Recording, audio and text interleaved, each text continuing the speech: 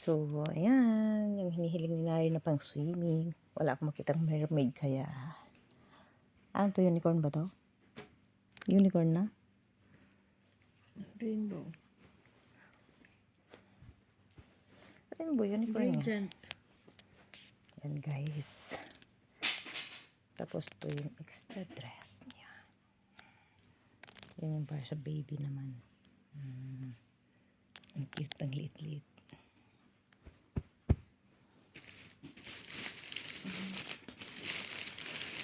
Tapos ito yung kanyang